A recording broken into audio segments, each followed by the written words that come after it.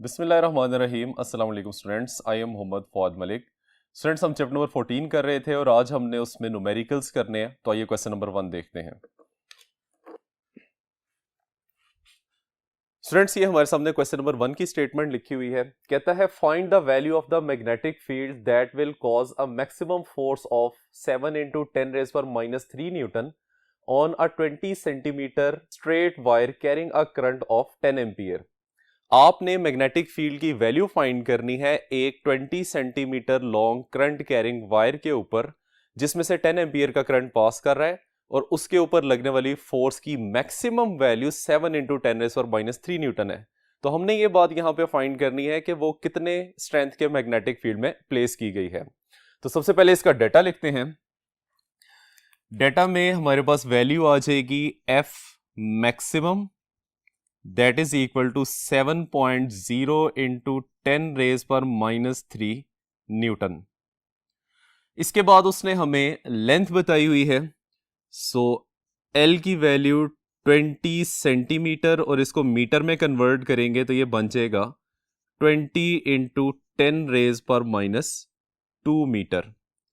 Third value उसने हमें current की बताई है, I is equal to 10 ampere. Required है, रिक्वायर्ड हमने मैग्नेटिक फील्ड की वैल्यू फाइंड करनी है। तो इसकी कैलकुलेशन शुरू करते हैं। सॉल्यूशन। स्टूडेंट्स, हमने मैग्नेटिक फील्ड में पढ़े करंट कैरिंग वायर के ऊपर फोर्स का फार्मूला पढ़ा था, जो कि होता है F is equal to ILB sine of alpha. हमने चूंकि मैक्सिमम फोर्स की बात करनी है और मैक्सिमम फोर्स के लिए साइन अल्फा की वैल्यू 1 होनी चाहिए। अब हमें यह बात पता है कि जब भी अल्फा की वैल्यू हम 90 डिग्री रखेंगे तो कॉरेस्पॉन्डिंग फोर्स की वैल्यू मैक्सिमम बन जाएगी, that is equal to ILB। हमने यहां से मैग्नेटिक फील्ड की वैल्यू फाइंड करनी है। तो इसके लिए देखें, यह बन जाएगा B is equal to F maximum divided by I into L। इनकी वैल्यूज पुट करते हैं। सो F मैक्सिमम की वैल्यू है 7.0 10⁻³ डिवाइडेड बाय करंट की वैल्यू है 10 एम्पियर्स और length of the conductor that is 20 centimetre था, जिसको हम 20 into 10⁻² लिख सकते हैं। अब स्टूडेंट्स से सिंप्लीफाई करेंगे तो मैग्नेटिक फील्ड का आंसर बन जाएगा 3.5 into 10⁻³ Tesla. So this is the value of the magnetic field. अब हम क्वेश्चन नंबर 2 की तरफ चलते हैं। क्वेश्चन नंबर 2 में कहता है how fast must a proton move in a magnetic field of 2.5 into 10⁻³ tesla such that the magnetic force is equal to its weight. हमारे पास एक मैग्नेटिक फील्ड है जिसमें एक प्रोटॉन मूव कर रहा है। मैग्नेटिक फील्ड की स्ट्रेंथ उसने हमें बताई हुई है। कहता है कि इस मैग्नेटिक फील्ड में आप प्रोटॉन को कितनी स्पीड से मूव करेंगे, उसके ऊपर लगने वाली मैग्नेटिक फोर्स उसके वेट के इक्वल हो जाए। तो स्टूडेंट, सबसे पहले हम इसमें डेटा लिखते हैं। मैग्नेटिक फील्ड की वैल्यू है 2.5 into 10⁻³ टेस्ला। उसके बाद उसने हमें और कोई वैल्यू नहीं बताई, लेकिन उसने हमें यह बताया हुआ है कि चार्ज पार्टिकल प्रोटॉन है। तो प्रोटॉन के ऊपर चार्ज की वैल्यू क्या होती है? Q is equal to 1.6 10⁻⁻19 coulomb.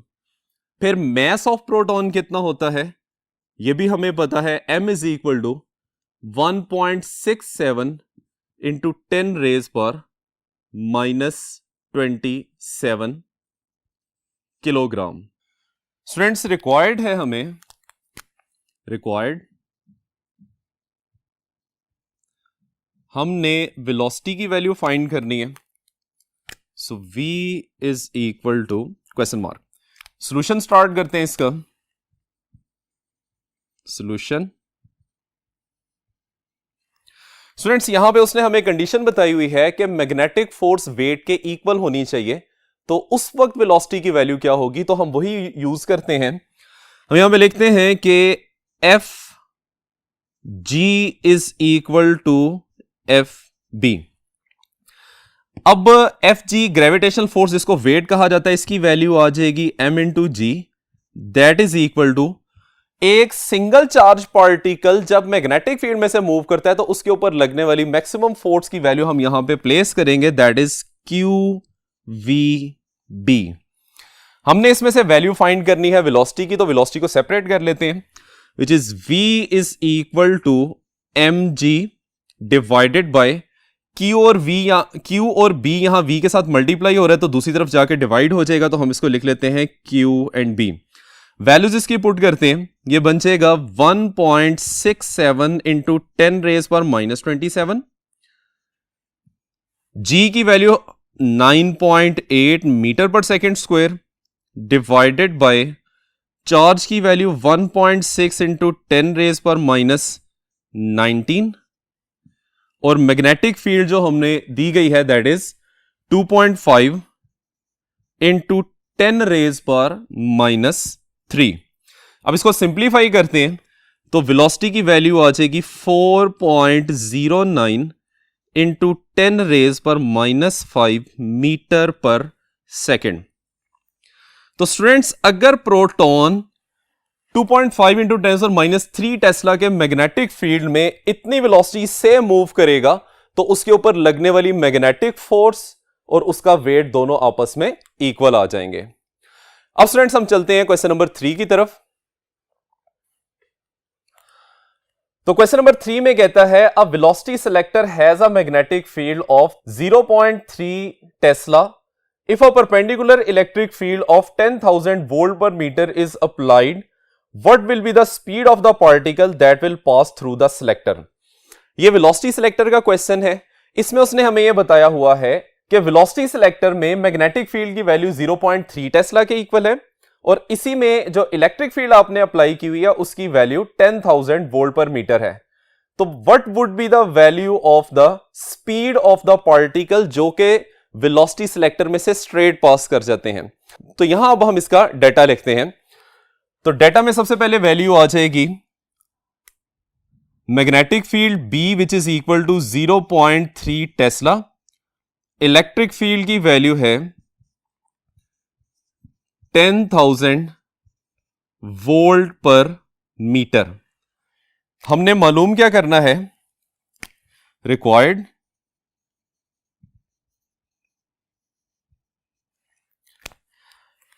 Velocity की वैल्यू हमने फाइंड करनी है जिसको सिलेक्ट किया गया है सॉल्यूशन।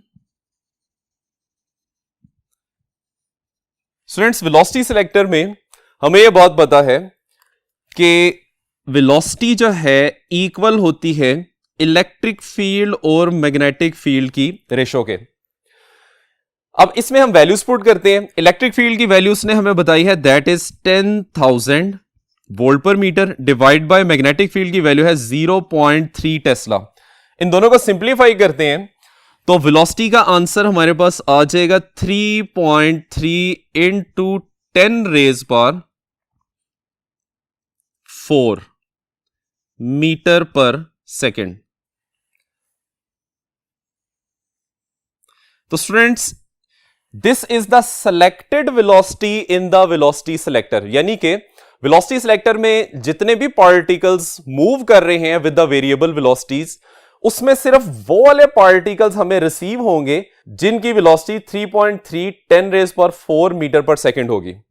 अब स्टूडेंट्स हम चलते हैं क्वेश्चन नंबर 4 की तरफ।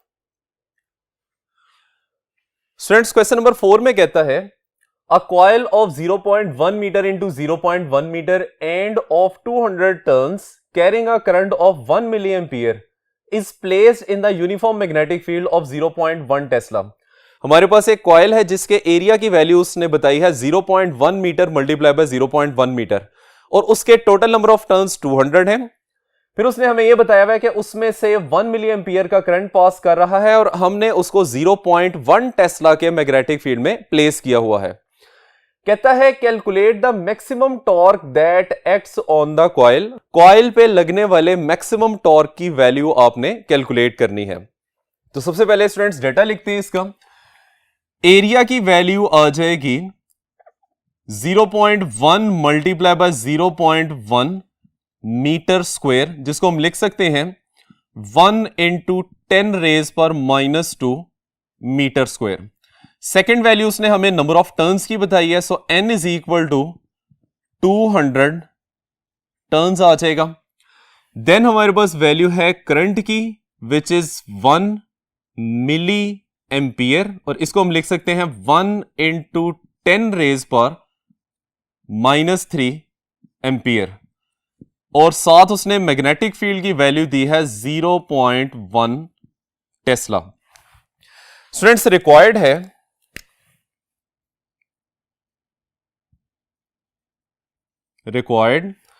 हमने कॉइल पे लगने वाला मैक्सिमम टॉर्क कैलकुलेट करना है। सॉल्यूशन,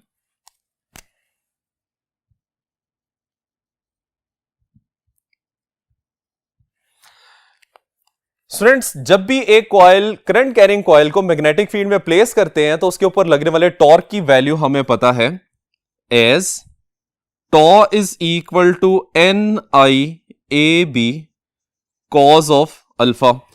अब उसने हमें मैक्सिमम टॉर्क की बात की है, तो इसलिए हम अल्फा की वैल्यू यहां पे 0 पुट करेंगे तो टॉर्क की वैल्यू क्या आ जाएगी maximum, that is equal to NIA and B, क्योंकि कॉज 0 के ऊपर क्या आ जाता है 1 के इक्वल आ जाता है। अब हम इसमें वैल्यूज पुट करते हैं, so tau maximum that is equal to number of turns कितने हैं 200, करंट इसमें कितना फ्लो कर रहा है 1 मिली एम्पियर का, तो इसको हम लिखेंगे 1 इंटू 10 रेज पर -3। एरिया ऑफ क्रॉस सेक्शन है इसका 1 इंटू 10 रेज पर -2, और मैग्नेटिक फील्ड की वैल्यू है 0.1 टेस्ला। अब इसको सिंप्लीफाई करते हैं तो हमारे पास इसका आंसर बन जाएगा 2 इंटू 10 रेज पर -4, और टॉर्क का यूनिट होता है न्यूटन मीटर, तो ये एज इट इज इसके साथ आ जाएगा। तो students this is the value of the maximum torque that can act on a coil, जिसका एरिया इतना हो, नंबर ऑफ टर्न्स 200 हो, उसमें से इतना करंट पास कर रहा हो, और मैग्नेटिक फील्ड की वैल्यू भी ये दी गई हो। ठीक है, अब हम चलते हैं क्वेश्चन नंबर 5 की तरफ।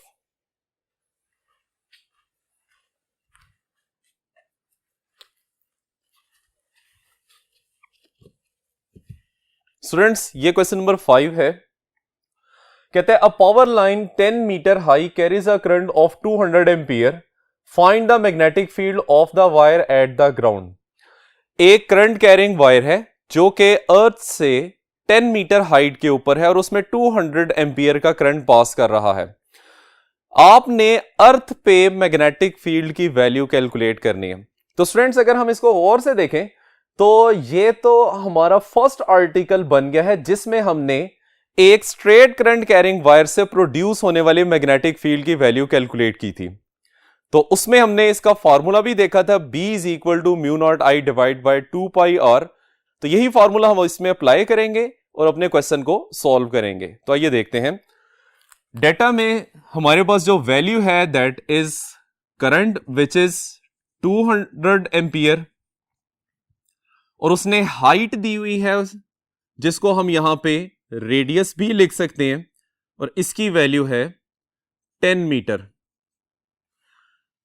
परमिबिलिटी की वैल्यू आ जाएगी 4 पाई इंटू 10 रेज पर -7 वेबर पर मीटर पर एम्पियर। रिक्वायर्ड है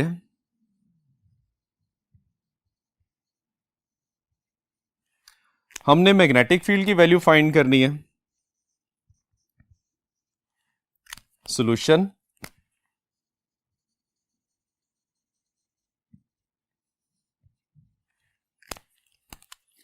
एज